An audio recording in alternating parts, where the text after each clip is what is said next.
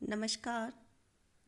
मैं सुमन सैनी, सहायक आचार्य हिंदी, राजकीय महाविद्यालय इटावा। महाविद्यालय द्वारा संचालित ऑनलाइन क्लासेज में मैं आप सभी का स्वागत करती हूँ।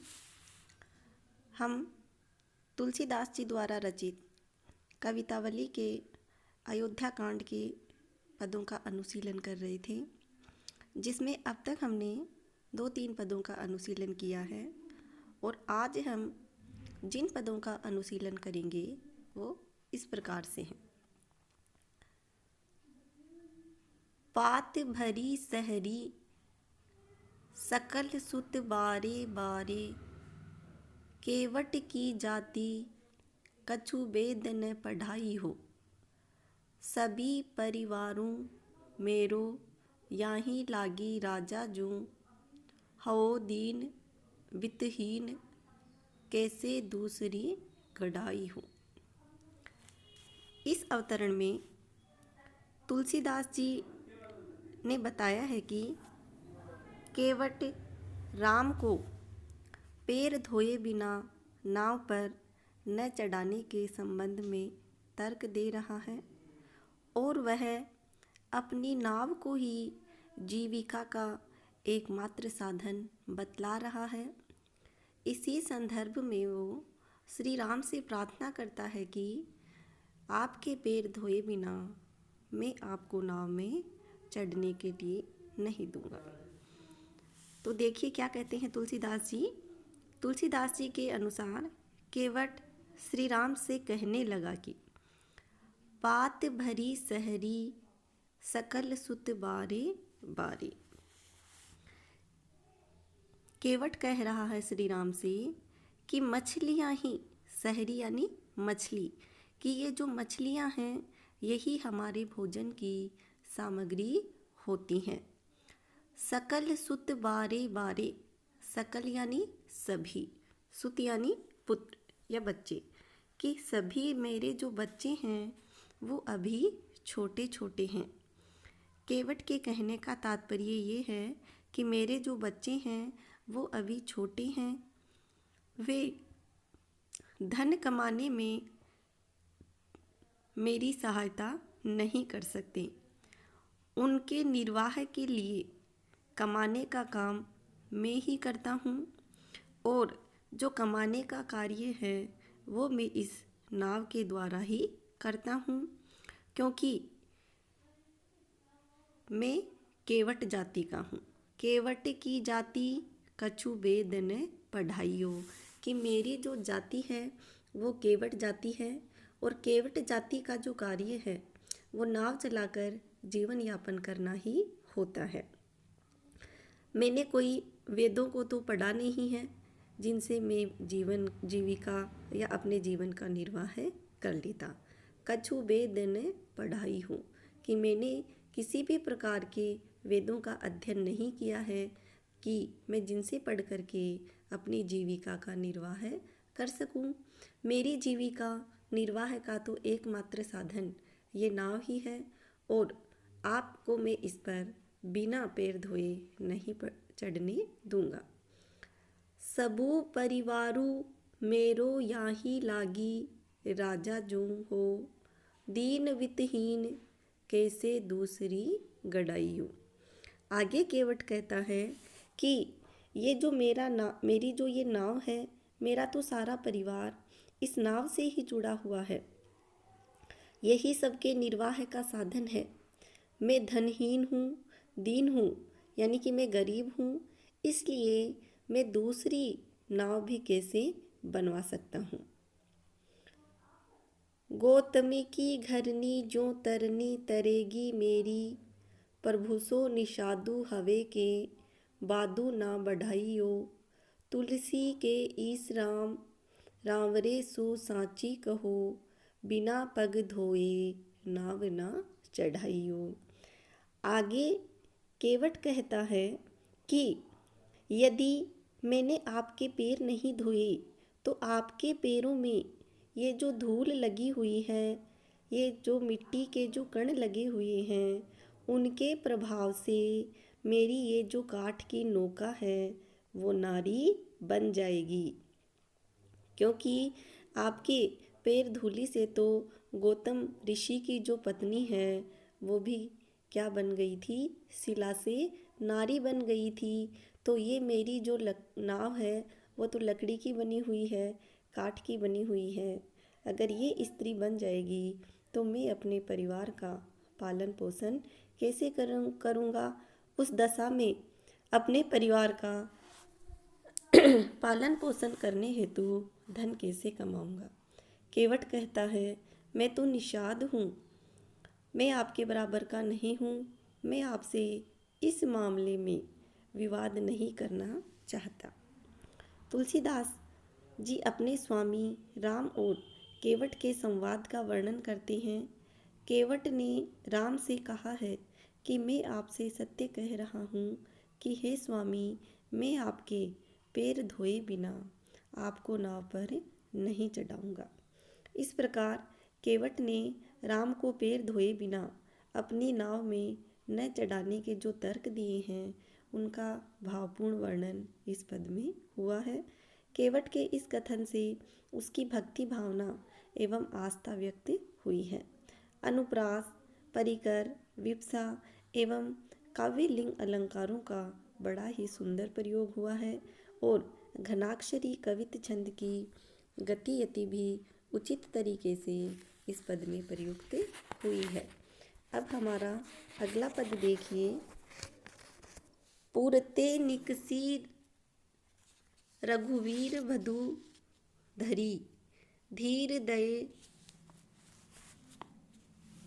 मग में डग द्वे, झलकी भरी भाल कनी जल की, पुट सूख गए मधुराधर वे, फिरी भूजती है चलनो अब केतिक, पर्णक कुटी करी है कित हवे, तियकी लखी आतुरता पियकी, अखियाँ अति चारु चली जल चवी।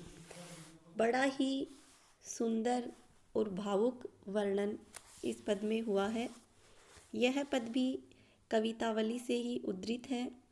जब राम और सीता को वनवास मिलता है, राम, सीता और लक्ष्मण वन मार्ग में चल रहे होते हैं, तो सीता जी कोमल शरीर की होने के कारण वन मार्ग में चलते समय व्याकुल एवं परेशान होती हैं। उनको जो परेशानी का सामना करना पड़ रहा है, उनके मन के जो भाव हैं, उनके शरीर की जो स्थिति है, उसका यहाँ अति भावपूर्ण चित्रण किया गया है। गोस्वामी तुलसीदास जी कहते हैं कि वन गमन के लिए सीता श्री राम के साथ अयोध्या नगर से बाहर निकली। देखिए, पुरते निकसी रघुवीर वधु, कि वन गमन के लिए सीता श्री राम और लक्ष्मण के साथ अयोध्या नगर से बाहर निकली। धरी धीर दये मग में डग द्वे, क्योंकि सीता जी एक राजकुमारी थी, पैदल चलने में वो अनुभवहीन थी और वो वन मार्ग से भी अपरिचित थी। फिर भी उन्होंने मार्ग में धैर्यपूर्वक दोनों कदम आगे बढ़ाए। मग में डग दवे, कि उन्होंने अपने दोनों कदम आगे बढ़ाए। झलकी भरी भाल कनी जल की, पुट सूख गए मधुराधर वे।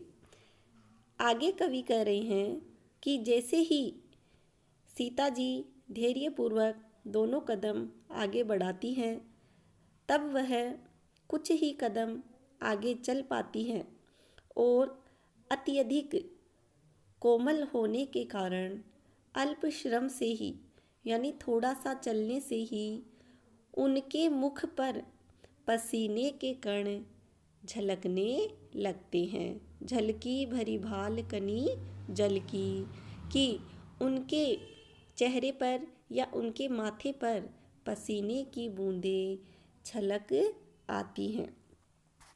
और पुट सूख ही गए मधुराधर वे, और थकान व ताप के कारण उनके जो मधुर सुंदर होठ हैं वो भी सूख गए। फिर बूझती है चलनो अब केतिकी पर्ण ककुटिकी करिहे कित हवे। इस तरह वन मार्ग में कुछ ही दूर चलने पर सीता जी अत्यधिक थकान का अनुभव करने लगी। तब वह व्याकुल होकर श्री राम से पूछने लगी कि अभी कितनी दूर और चलना है। फिर बूझती है चलनो अब केती, कि अब कितनी दूर और हमें चलना है। पर्णक कुटी करिहे कित हवे, और पर्णकुटी का निर्माण कहाँ पर करना है। तिय की लखी आतुरता पिय की, अखियाँ अति चारु चली जल चुए। तुलसीदास जी आगे कहते हैं कि सीता की इस तरह की आकुलता या व्याकुलता को देखकर श्री राम के नेत्रों से अश्रुधारा बहने लगी। अर्थात वन मार्ग पर थोड़ा सा चलने से ही जब सीता जी इतनी व्याकुल हो रही हैं तो यह 14 वर्ष तक वन में कैसे रह पाएंगी। इस विचार से श्री राम का हृदय करुणा भाव से भर गया और उनके नेत्रों से अश्रुपात होने लगा। इस पद में सीता जी की कोमलता एवं आतुरता का बड़ा ही मार्मिक चित्रण हुआ है। साथ ही श्री राम की भावुकता एवं सहृदयता की अभिव्यक्ति भी इस पद में हुई है। इस पद में श्री राम को भगवान होते हुए भी एक मानव हृदय की जो भावनाएं होती हैं उनको व्यक्त करते हुए दिखाया गया है। अनुप्रास, स्वभावोक्ति एवं काव्यलिंग अलंकारों के प्रयोग के कारण पद है बड़ा ही भावपूर्ण और सुंदर बन पड़ा है। अब अगला पद देखिए। जल को गए हैं लखन लरिका, परिखो पिए छाँ है घरिक हवे ठाडे। पोछी पसेऊ ब्यारी करो, अरुपाई पखारी हो बुभूरी ढाडे। तुलसी रघुबीर प्रियाश्रम जानिके, बेठी विलंब लो कंटक काढ़े। जानकी नाह को नेह लख्यो, पुल को तनु बारी बिलोचन बाढ़े। प्रस्तुत ये जो पद है वो भी कवितावली से ही उद्धृत है और ये उस समय का वर्णन है जब श्री राम के साथ सीता जी भी वन को गई हैं और कुछ दूर चलने के बाद ही उनको मार्ग में चलने में कठिनाई महसूस होती है। तो सीता जी की थकान को जानकर राम है वो अत्यधिक दुखी होते हैं। इसी संदर्भ में यहाँ वर्णन किया गया है।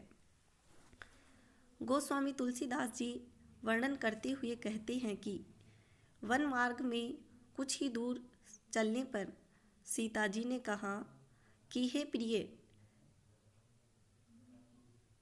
जल को गए लखनु है लरिका, कि बालक लक्ष्मण पानी लेने गए हैं। परिखो पिए छाह घरिक हवे ठाडे, कि लक्ष्मण है वो तो पानी लेने गए हैं, इसलिए छाया में खड़े होकर एक आध घड़ी उनकी प्रतीक्षा कीजिए। पोछी पसेऊ ब्यारी करो, तब तक मैं आपका पसीना पोंछकर आपको हवा कर दूंगी। क्या कह रही है सीता जी श्री राम से कि जो लक्ष्मण हैं वो तो पानी लेने गए हैं और हम थोड़ी देर रुककर उनका इंतज़ार करते हैं। तो इसके दौरान जब तक लक्ष्मण आते हैं मैं आपका पसीना पोंछ देती हूँ और आपको थोड़ी हवा डाल देती हूँ। अरुपाई पखारी हो भुभुरी ढाडे, तुलसी रघुबीर प्रियाश्रम जानिके।